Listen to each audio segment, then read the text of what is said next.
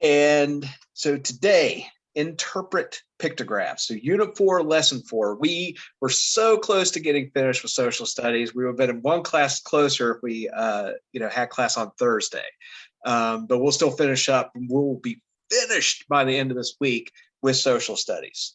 So looking at pictographs. So our lesson today, by the time we finish this lesson, you'll be able to identify and define pictographs and interpret information presented on a pictograph.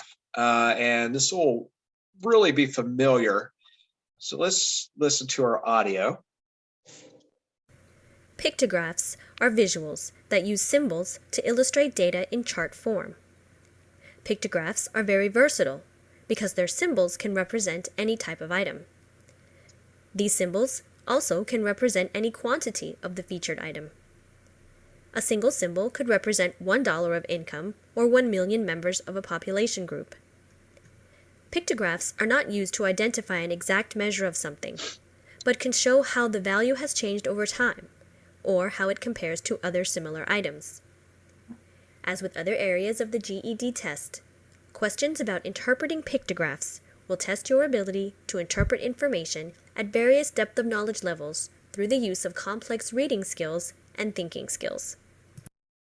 Yeah, and it's just like we've seen with maps and bar graphs, line graphs, pie charts, all of that. This is just another way to represent data, and it kind of combines those other forms, particularly with maps, because you're going to have like a little key where there's going to be a value for the symbols. And you'll see them a lot. I mean, you see them all over the place, but you see them a lot sort of like in news articles, or they'll use them on on news programs when they put up some data. And business will use them a lot. You'll see them a lot of different places, and it's just another way to represent data.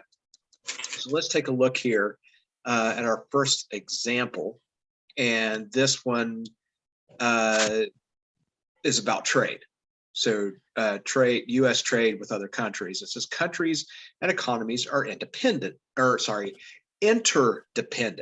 meaning that they rely on each other for goods and services, right? We trade with all kinds of other countries for particular items that either we can't produce here or are cheaper in other countries.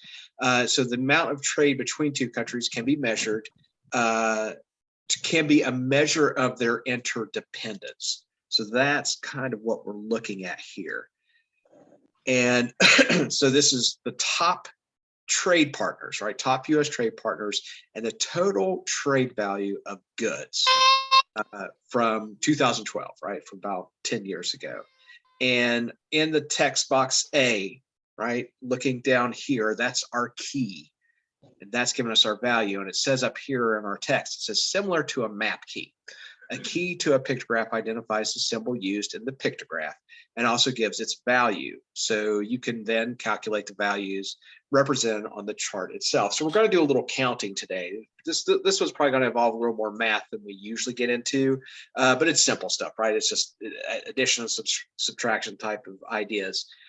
So we know then, right, those arrows, the little green arrows going in both directions, represents $100 billion, right? So each one of those boxes represents 100 billion. And our next text box here says, at times the symbol will appear in partial or incomplete form. In these instances, the incomplete symbol represents some portion of the quantity indicated by the full symbol. So hopefully, you'll just get in a situation where it might be about half. And that's what we see when we look at the trade value of goods with Germany. It looks to be about half of that full bar. So that would be 150 billion, right? If we were to calculate that. So, right, our top trade or value of goods going right. This is going in both directions. So it's not just goods coming into the United States from Canada. It's what's leaving the United States going to Canada, right? That's the total trade value of all goods. And right, so we count that up. So 1, 2, 3, 4, 5, 6 boxes. So 600 billion in 2012 of total value of goods. And right underneath that, and in today in 2022, that has definitely changed. It would most likely be China at the top, and I'm sure it's well over that. It's 1, 2, 3, 4, 5, 600 billion. It's probably more than that at this point of the trade value of goods. And then we see Mexico, Japan, Germany, and the United Kingdom at the bottom. So again, even with this, we have similar to a line graph because we have a y-axis, right, where it's showing countries running up and down, and then the value of trade goods, which is running on the x-axis across the bottom there. So let's take a look here at our quiz then.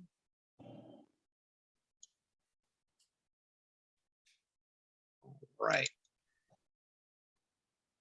So back to our pictograph top trade. A lot of what we're looking at today is going to be trade related, deficit related, and a lot of it will be very contemporary. So like the last 20, 30 years or so, like from the 2000, but maybe back to like the 1980s, I think I saw a couple. So there's our pictograph again. And let's see, let's go with Etta. Would you mind answering question 1? Okay. Which of the following is the approximate total value of goods traded between the United States and Japan? So the United States.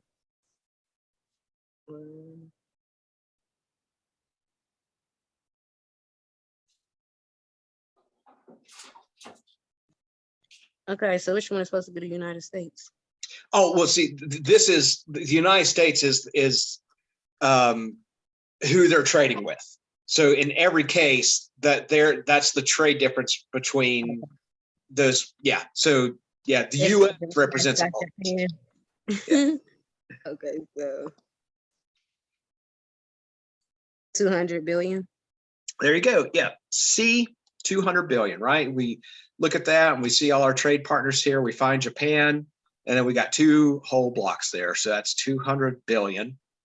So C for number 1. The next one, we're going to have some drop down boxes here at the bottom. And we have, right now we have like two different types of information. This is something we're going to deal with in language arts as well today, looking at different forms of information and text. So at the top, right, we have top corn producing states from 2010. So not surprising, Iowa was the top corn producing state, and that's by value. So we look at our ear of corn there, right? 1 ear of corn represents $1 billion. That is so much corn. Count it up, right? 1, 2, 3, 4, 5, 6, 7, 8, 9, 10, 11, and then we have a half. $11.5 billion, $11.5 billion in corn produced by Iowa in 2010. And then, we see it dropping as we go along. So Illinois was next, Nebraska, Minnesota, and then finally Indiana on our graph. And of course, the bottom showing that's the value where we have the states running down the side. So let's look at our text here. It says specialization in an economic sense refers to individuals and organizations focusing on a limited range of production tasks they perform best. It requires workers, organizations, or even countries to give up performing other tasks at which they are not as skilled, leaving those jobs to others who are better suited for them. An assembly line, for example, where individual workers perform specific tasks in the production process, is the best example of specialization. Specialization is related to another economic concept, division of labor. Specialization occurs within countries such as the United States. For example, citrus goods naturally occur in the warmer climates of the South and West, while maple syrup comes from the maple trees of Vermont and New Hampshire. In the area of agriculture, for example, the Midwest region of the United States is well known to specialize in corn production. It's funny because I actually mentioned maple syrup last week. I think we were talking about, our climate is best suited for certain agricultural goods, in a pretty wide variety, right? Because we have a lot of different climates within the continental United States, and then we even have some more tropical climate in Hawaii.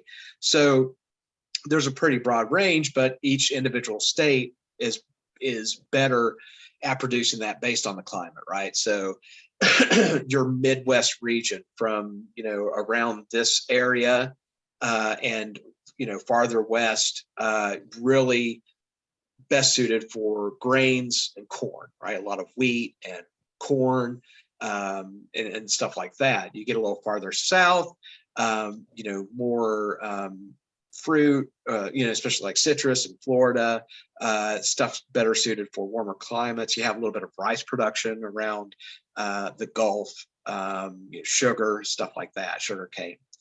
And then, also you get on the East Coast, apples are really, you see a lot of apple production from, sort of the New England area down into West Virginia. And then like peaches, right? If you go through Georgia, you'll just see like huge peach orchards, these little peach trees just for miles and miles when you like drive in towards Atlanta. California almonds. California has almonds. My wife just told me, and avocados, right? California is great for avocados. So let's take a look at our drop-down box here. The top corn producing state in 2010 was Iowa, right? We counted that up. Its value of production was more than twice that of Illinois or Nebraska. Indiana. So if we look twice, we're looking at, so at the bottom, right? 1, 2, 3, 4, 5. So $5 billion worth in Indiana, and Iowa more than doubles that.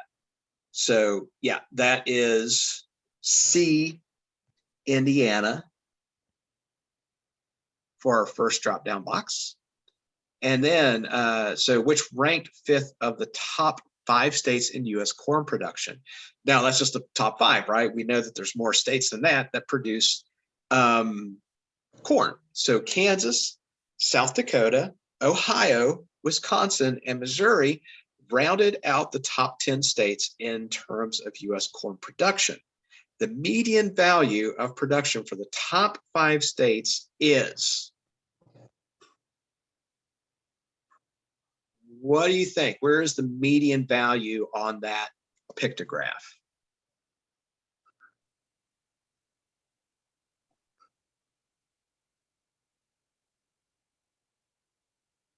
$8 billion. 8 or 7. See? 8 billion. Yeah. So remember, finding the median value, it falls in the middle, right? So 8 billion would be the median value. From this information, you can assume that the value of the corn produced in which state here was less in 2010 than produced in Ohio. Now, this is going to have to make you think a little bit, right? And process of elimination. So where would they have less production of corn? Indiana. It's Wisconsin. Wisconsin. Yeah, pretty cold. Not a great growing climate. They agriculture wise, well, I guess their specialty is cheese. I mean, that's Yeah. right. So probably more in livestock, right? They are better. Their specialization is more in livestock. I mean, there are other products grown there, but looking at that, right? And the other way we know is that Iowa, Illinois, and Indiana are all on the chart. Right, so process of elimination. Ohio, if the chart was to continue, is going to be down here somewhere, but we can also just eliminate. It's like, well, Ohio's not on that chart, and we know that Iowa, Illinois, and Indiana produce more corn than Ohio. That leaves Wisconsin for us. So D, Wisconsin there. Cheese and serial killers. I think that's the big two products that Wisconsin seems to produce from what I've seen. All right, so that's it for the quiz. One was C, and our drop down boxes there were Indiana, 8 billion, and Wisconsin. All right. Here we go. And over to the workbook.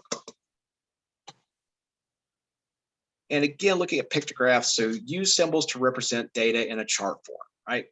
Each of the symbols on a pictograph represents a specific quantity that is identified in a key. By using the key and the symbol shown in the chart, you can interpret pictographs and analyze or make judgments about the data.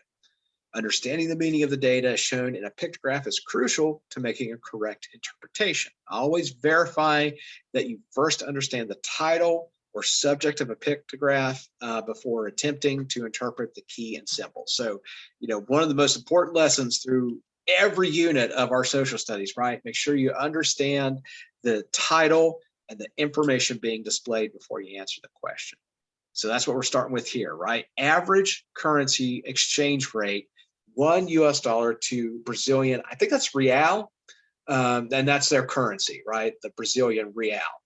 And so, we have our little key there. So $1 or a dollar bill equals 1 real. And then it's showing the difference in the exchange rate. So an exchange rate in currency is how much currency or how much of that value of money you need to make up or, opposed to another country's currency. So considering the US here, right, which is what it's showing, how much of a real do you need to equal the same value of $1? So it says here in the text box, right, a currency exchange rate compares the value of two nations' currencies, in this case, the US dollar and the real, a unit of currency in Brazil. And then again, with the other text box, the exchange rate is expressed as the number equal to a singular US dollar. That's a good question, Neil. I don't know if they still have that same currency. I'll have to look that up. So then what we have, right, by year, or we actually have every 2 years is what it's showing. So starting with the year 2005, we see that it takes 2.5 real to equal $1, right? So the value of the dollar is a little bit more compared to the value of the real. Then it improved a little bit for Brazil, 2007, 2, 2009, 2 real, and 2011, 2 real. So it held steady, throughout, but it actually took less Brazilian currency to make up that exchange rate with the US by 2007, right? So let's take a look at the workbook. Let's see what it says here using logic. So authors frequently use pictographs to compare two things or to show how something has changed over time. Try to determine the author's purpose for including a pictograph. So a lot of times we'll see them along with text, in an article or something you're reading. So how does it relate to what they're writing about? What are they trying to emphasize? What are they pointing out there? So you might see a pictograph like that if you're reading about exchange rates, if you're reading about a change in exchange rates and currency. All right. Let's go with Grace. How about reading question 1 for us?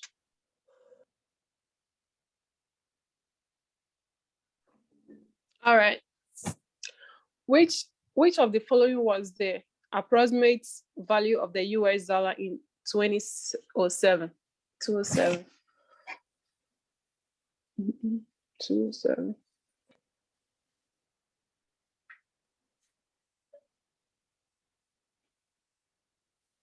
Okay. C. Yep, C, right? So this was, pretty straightforward, right? We only have two different variations, right? There was two and a half, and then there's two. And then looking at the year 2007, we see that the exchange rate was 2 real for 1 US dollar. So C is in cat for number 1. And our same pictograph for 2. Tracy, could you read question 2 for us, please? Yes. Based on the information in the pictograph, which of the following conclusions can you draw? A. The value of the real changes dramatically from year to year. B. The value of the real remained relatively stable between 2007 and 2011. See, the value of the real decreased between 2007 and 2011. The exchange rate of the currency would have increased in 2013. Could I view the picture? There you go. Yeah. 11. Okay. Could I view the answer again?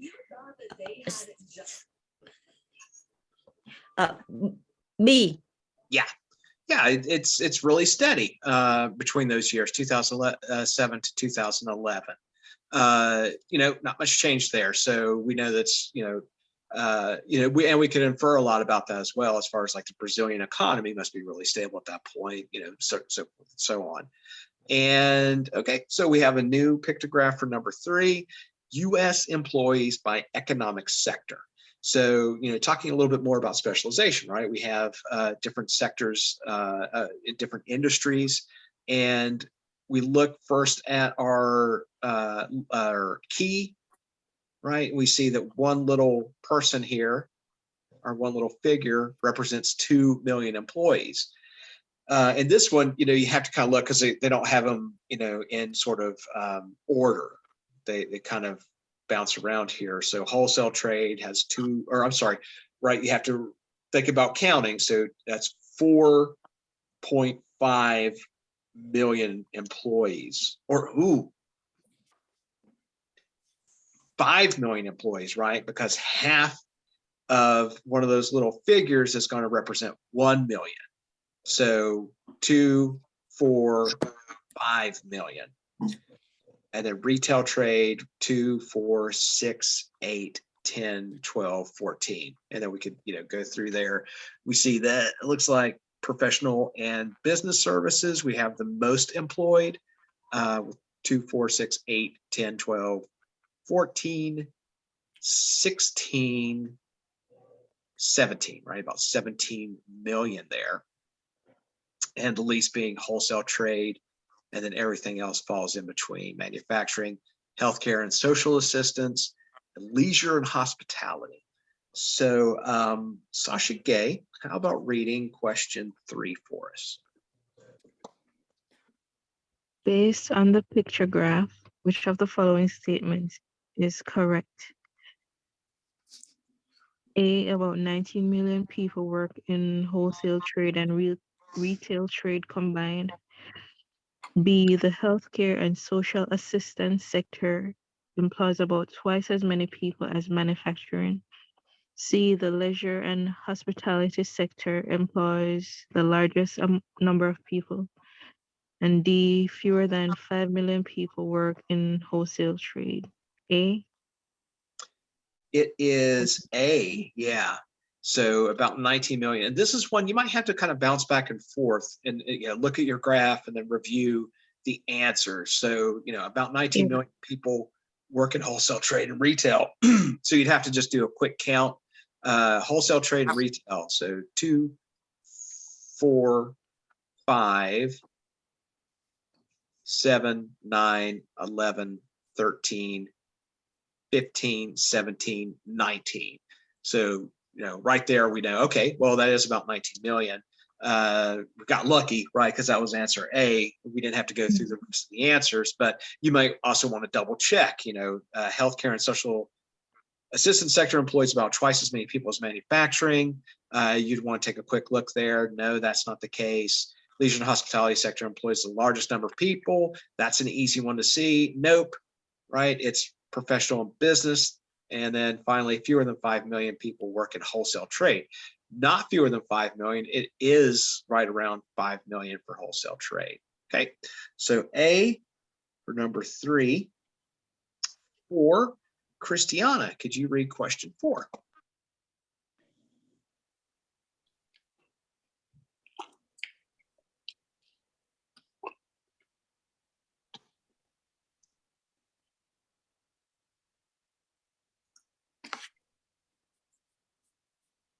Christiana, you there? I can read for her. Okay, go ahead. In 2010, there was about 20, I don't know this one, 20 million. 20 million people working in state and local government. And if you were to add this sector to the pictograph, which of the following number of symbols will appear next to this factor? B. Yeah, so you could do some quick division there to figure that out. So if it's 20 million, we could just reduce that to 20, and 20 divided by 2 is 10. So we would have 10 little figures way out there for people working in state and local government. B is in boy for number 4. Okay, and 5, we got our same pictograph. Anna, would you read for 5? Oh dear. Yeah. Did you say me? Yeah. Oh. Also in 2010, there were 64,000 people working for the legislative and judicial branches of the federal government. If you were to add this sector to the pictograph, which of the following would first need to be changed for the pictograph to be effective? A, the economic sectors would need to be listed alphabetically. B, the icon of the person would need to change. C, the title would need to change. Or D, the key would need to change.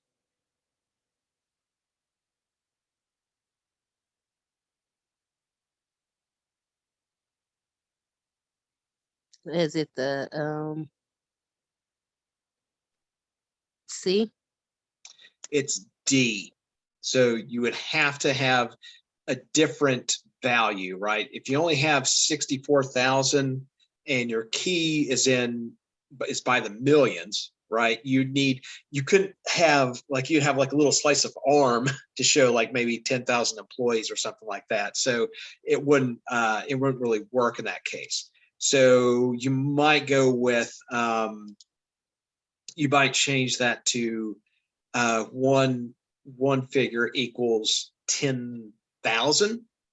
That might work better, or 20,000, something in that aspect. But of course, then you would have for some of these other ones that are in the millions, you'd have, all kinds, it wouldn't really work as a pictograph because you couldn't really represent all that information. You'd have to have some type of other form, would work better for that type of information. But in this case, yeah, you just can't represent a number that small for 64,000 people, right? Because even here with a half a person, that's still a million people.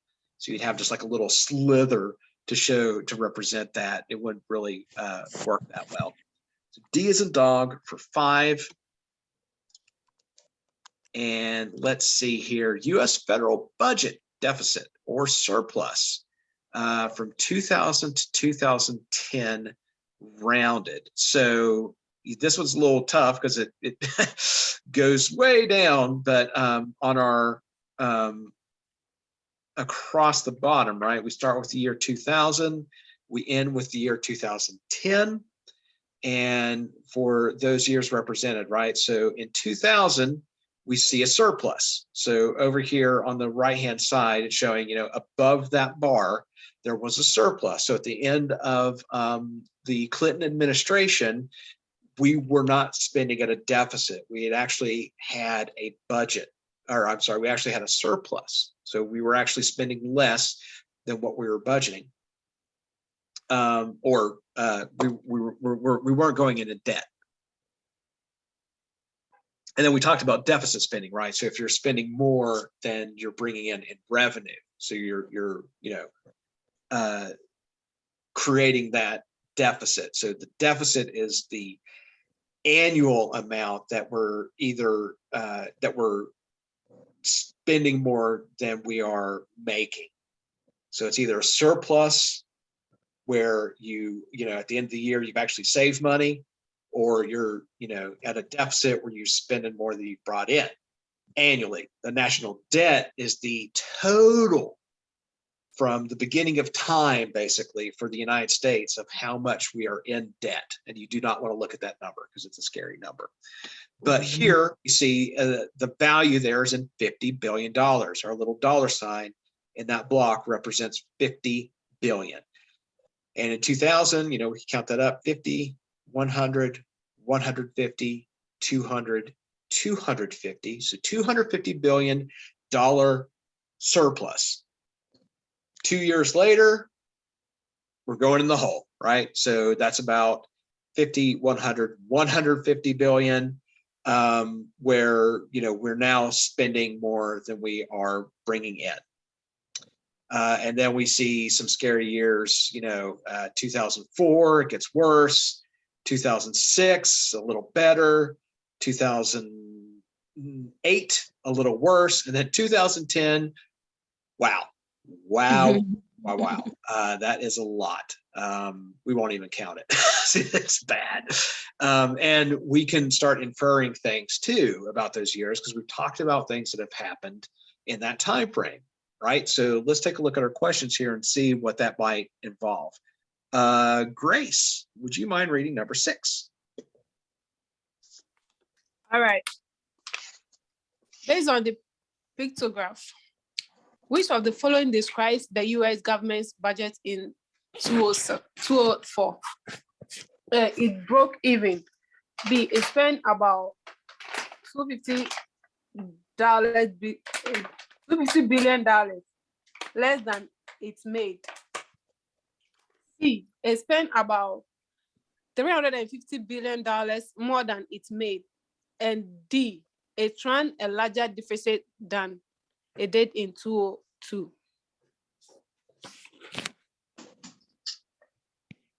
D.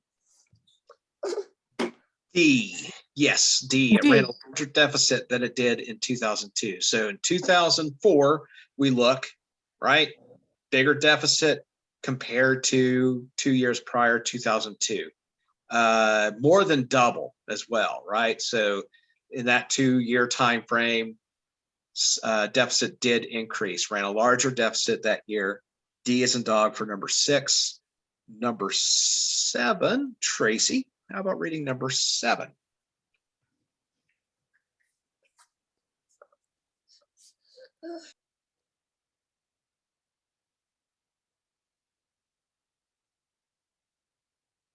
Tracy? Sorry.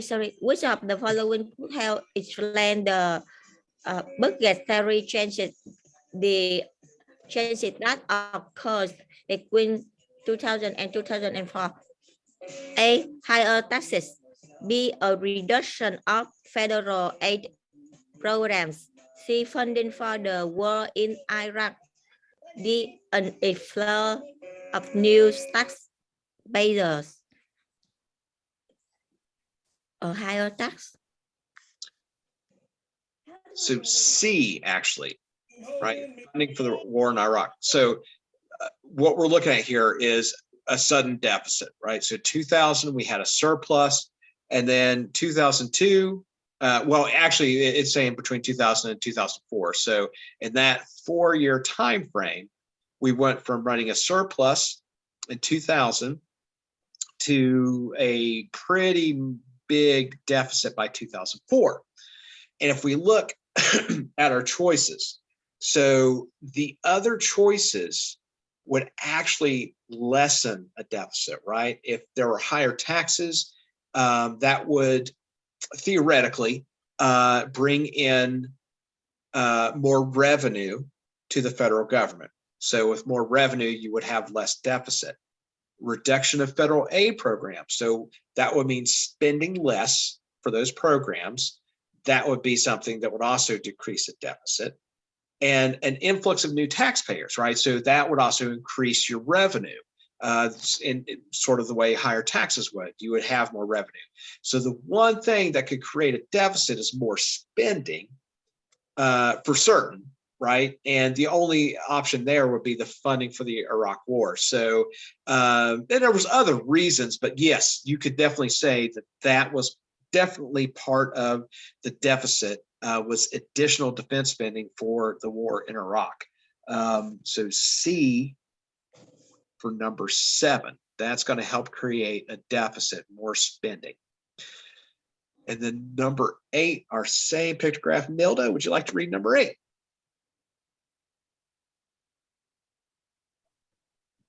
Yes. Which years did the deficit increase the most? Increase the most. Let me see the chart 1 second. Sure. That 2002. So increasing the most. So look, Increase, go up. Okay. 2010. yeah. Woo. So 2008 to 2010, right? That's the years they're looking at. So which years did it increase the most? You can right away, you're thinking, okay, well, I see this giant bar headed south there. So we can say that 2010 is probably going to be in there. So D is in dog for number 8. And I'm going to go ahead and count that to see what that deficit was. So let's see. So it's 50, 100, 150, 200, 250, 300, 350, 400, 450, 500, 550, 600, 650, 7, 750, 8, 850, 9, 950, trillion. Now we're at the trillion mark. And then I'm going to stop there because that's sad. So it went over $1 trillion deficit that year. Now we didn't talk about that, but it's like, okay, well, we were spending like on the war and everything. We've also talked about recently that Great Recession. So that would have been spending to help get us out of the recession. So there was, some bank bailouts in there, and bailing out some of the auto industry, GM. It was one of those, sort of crisis spending, trying to get the economy back online. So 2010, that's one reason we see such a great, increase in spending was coming out of that Great Recession. So 8 is D as in dog. And now, are we back to some agriculture? Let's see what we got. So it says the United States has a mixed economy. It does not depend solely on supply and demand, such as a market economy. And I've mentioned it before, right? We have, a capitalist society that really underscores our economy, but we also have a mixed economy where there's, social programs and regulation and things like that. So it's not a pure capitalist economy, not a pure market economy. So instead, some aspects are controlled by the government. An example of this is subsidies. A subsidy is a benefit, typically in the form of cash, given by the government to groups or individuals. The purpose is to remove some type of burden. Subsidies are generally provided in certain industries for the best interest of the public. For example, agricultural subsidies, such as soybean subsidies, may be given to farmers. They receive subsidies so that they can sell at a low market price, but still make enough money to be profitable. So, they get additional money to grow that. And so because of, that supply and demand, it's not an outrageous sum by the time it hits the market. There's a lot of dairy subsidies, milk oftentimes is subsidized, and there's a lot of contention on whether that's necessary. We also have subsidized the oil industry. Sometimes they receive subsidies, which is, kind of silly. But the idea is to help keep the market, help regulate the market, and help keep prices lower when they get to us as a consumer. So the graph then shows price per bushel of U.S. soybeans. So our little soybean there, one little soybean represents $2. So $2 per bushel, right? Price per bushel. And 2007, that was 2, 4, 6, 8, 10. And we see, same for 2008, 2009, 2010. And 2011, so it starts to creep up a little bit there towards the end. So what we got? Yeah, Nilda. So a sum of money granted by the government or a public body to assist an industry. So usually it's farm subsidies, but we do see them in other industries as well. Like I mentioned, sometimes there's like petroleum subsidies and stuff. So Sasha Gay, how about reading number 9 for us? It says, which of the following could have caused a change in price per bushel for soybeans from 2009 to 2010? A deflation in the U.S. economy. B, a shortened growing season due to inclement weather. C, decreased demand for soybean and soy products. D, an increase in the supply of soybeans. Is it B? It's B, yeah. A shortened growing season due to inclement weather, right? So we see the price starting to go up there a little bit in 2010. So B as in boy for number 9. And then continue with the idea of a mixed economy, subsidies for number 10. Let's see, it's Christiana. I'm gonna try you again.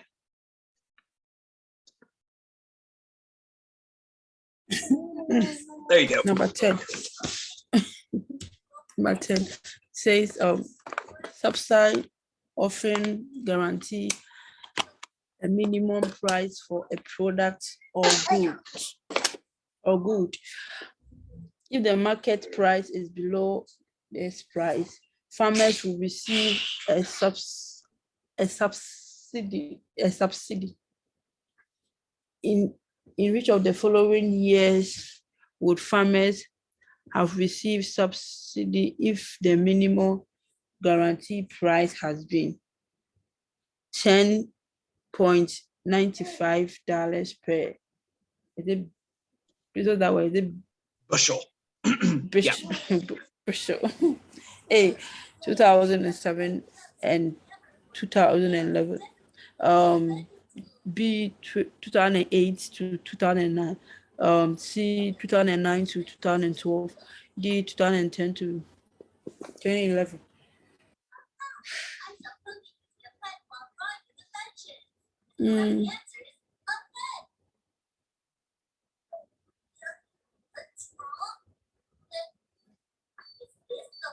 Is it?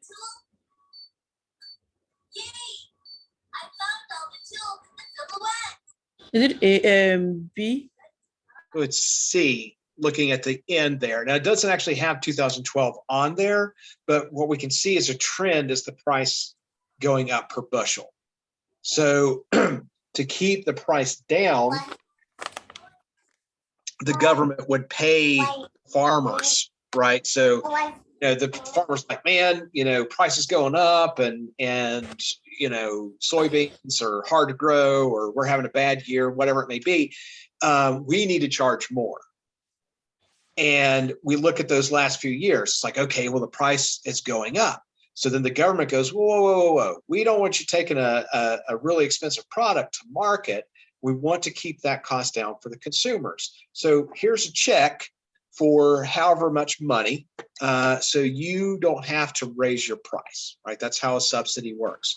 So we see there with the price creeping up that, okay, things seem to be changing. They're likely to receive a subsidy to keep those prices, in balance and stable at the end of that graph, right, between 2009 2012. So 10 is C. That's one of those more kind of complicated ideas in markets and so now a new graph, unemployment rate. And here we have the unemployment rate is a commonly used economic indicator. We hear this on the news all the time. The percent reported as the unemployment rate is the percent of people who are available and looking for work who do not have jobs. A person may be either employed, unemployed, or not in the labor force. Those who are not in the labor force are not calculated in the unemployment rate. They make a big deal about that, and it always depends on who the president is. So,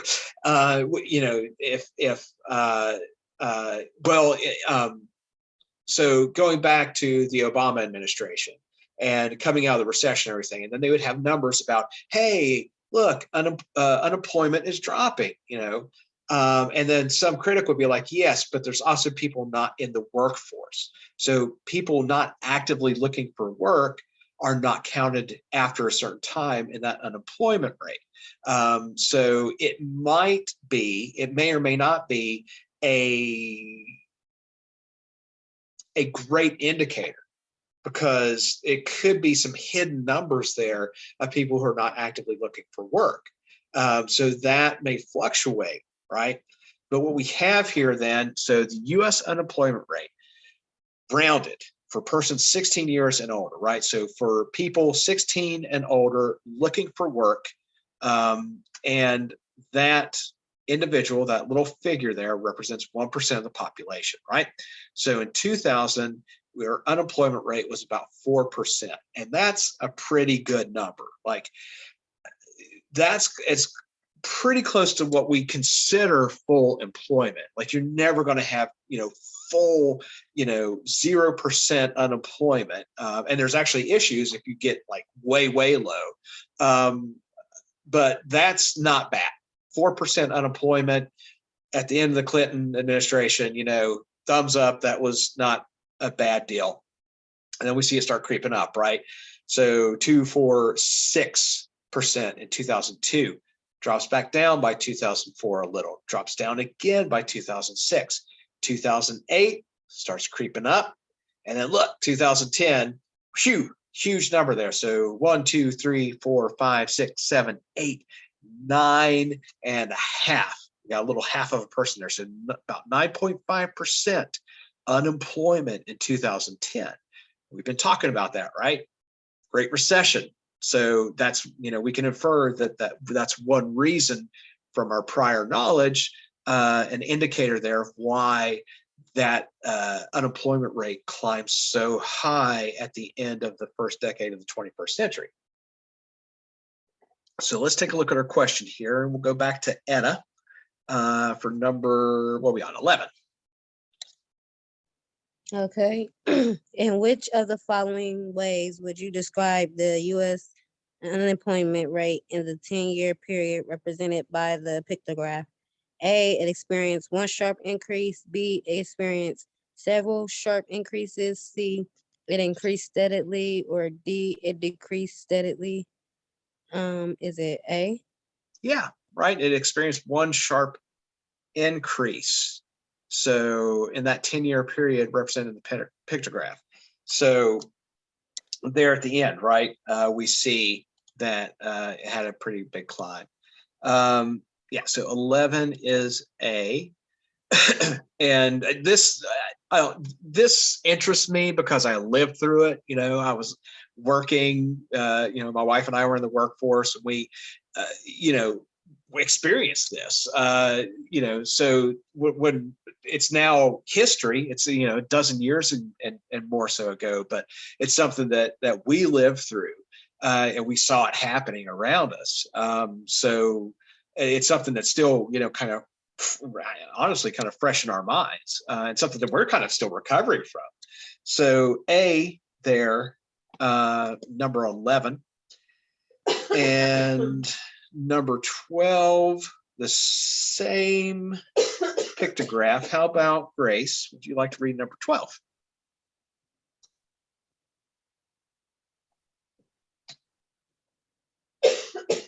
All right. Between which of the following 2 years can you conclude that the U.S. economy experienced a downturn based on the unemployment rate? A, between 2002 and 2004. B, between 2004 and 2006. C, between 2006 and 2008. And D, between 2008 and 2010.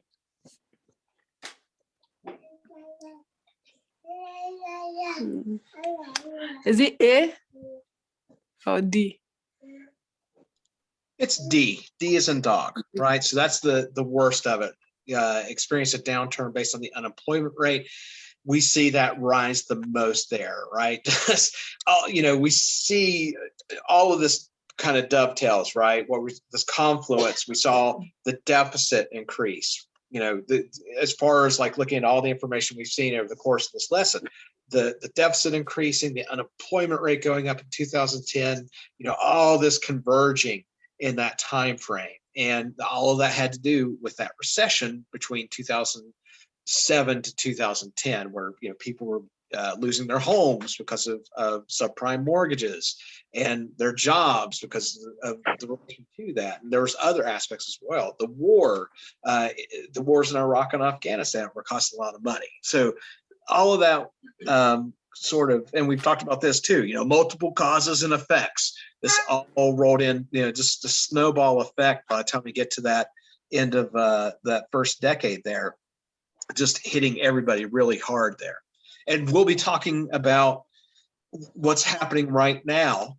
Maybe not to the same degree, but things have been pretty bad. So there's going to be a social studies class 10 years from now, and they're going to be talking about COVID the same way we're talking about the Great Recession from about a dozen years ago. So 12 was D as in dog. 13, same pictograph. Tracy, how about 13 for us? Yes. Between which of the following 2 years can you conclude that the U.S. economy experienced an upturn based on the unemployment rate? A, between 2002 and 2004, between 2004 and 2006, between 2006 and 2008, between 2008 and 2010. Follow the 2 years conduct. 10 turn of D. So B. So if we look here between 2004 and 2006, we see that unemployment rate take a dip. So that could indicate, okay, a little bit better economy in that 2-year time frame, 2004 to 2006. So we dropped a percent, right? So 1, 2, 3, 4, 5.5 to 1, 2, 3, 4.5. So almost back to our 2000 level. Yep. So B as in boy for 13. 14. Oh, okay. So now we're looking at trade with Japan over a 2 different years, 1985 to 2005. So let's take a look here. It says the concept of interdependence is visible in exports and imports among countries. Countries may be dependent on other countries for the products they either cannot produce themselves, we talked about that, or cannot produce as efficiently as other countries. Countries will tend to export goods that they produce efficiently to other countries and import the goods they produce less efficiently from other countries. In these pictographs, the exports describe U.S. goods sent to Japan, and the imports describe Japanese goods sent to the United States, right? So exports from the U.S. things that we're sending to Japan. Imports are the things that we are the goods from Japan we're bringing in. So the top 5 exports to Japan in 2005 were civilian aircraft and parts, medical equipment, industrial machines, semiconductors, and telecommunications equipment. The top 5 imports from Japan in 2005 were passenger cars, vehicle parts and accessories, televisions and video equipment, computer accessories, and industrial machines. All right, so let's take a look here. So we see back to our little arrow box, right? So that represents 20 billion in each case. And talking again about surplus and deficit. So the exports to Japan in 1985, right, was from the US $20 billion.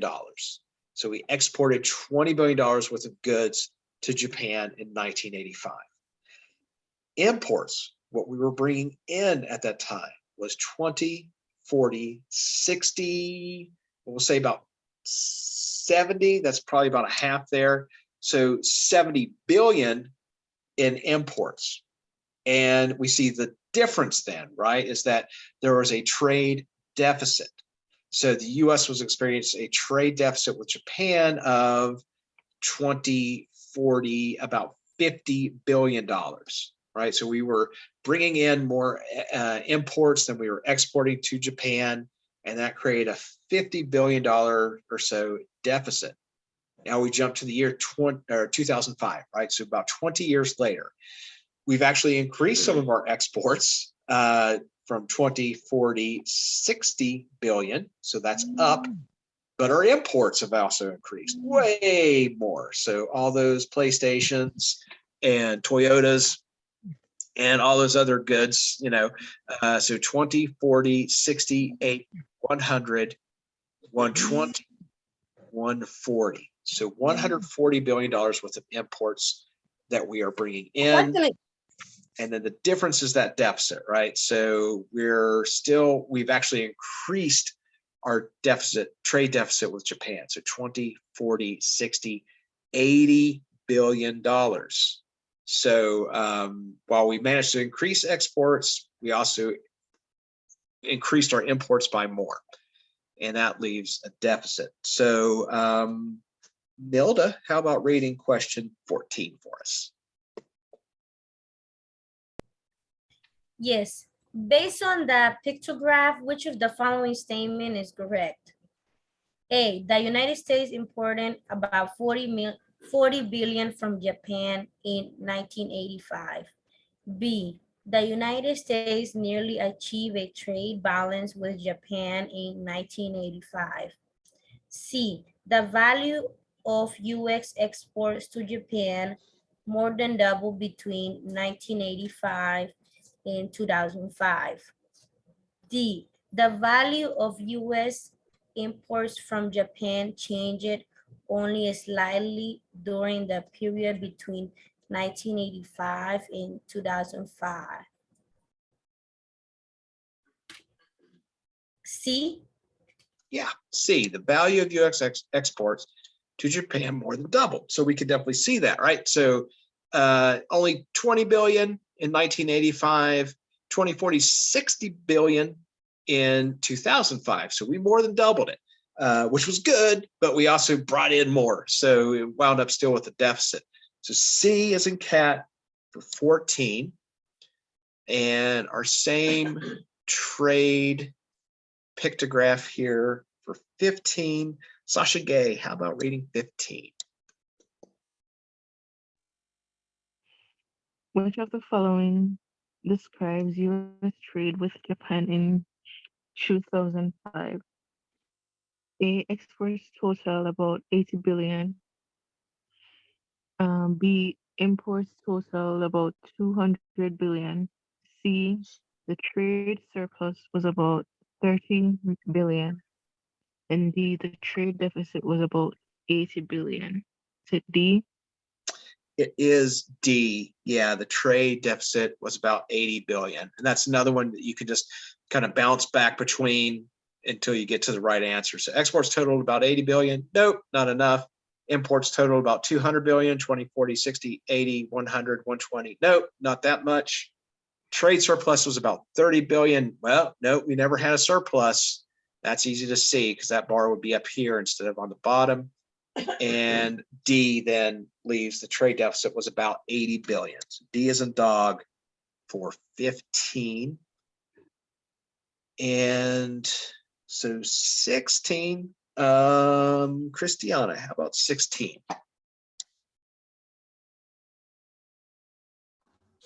Number 16, how did trade between the United States and Japan change from 1985 to 2005?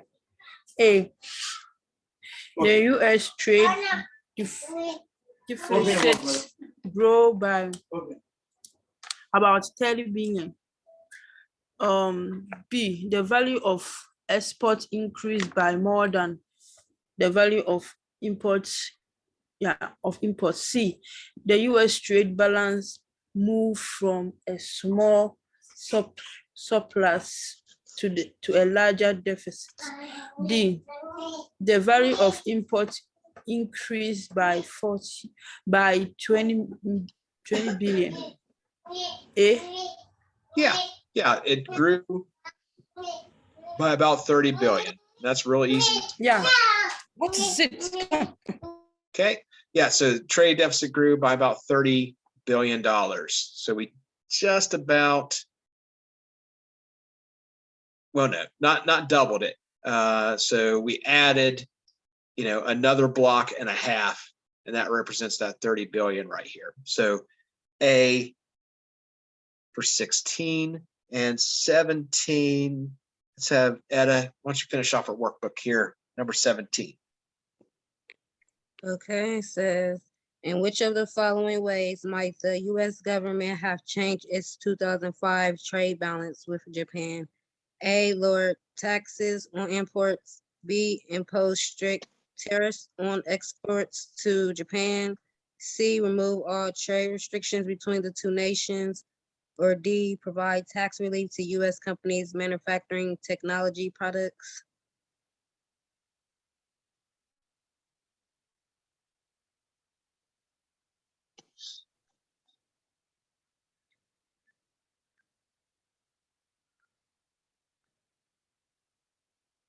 Is it C? It's D. So thinking about, okay, so how can we adjust this? Lowering taxes on imports, right? So that's a tariff. When you're taxing something that's coming into the country, that's a tariff. That would not do, right? Because we're actually lowering the cost of those goods coming in, making them more attractive to the American consumer, right? Making them cheaper.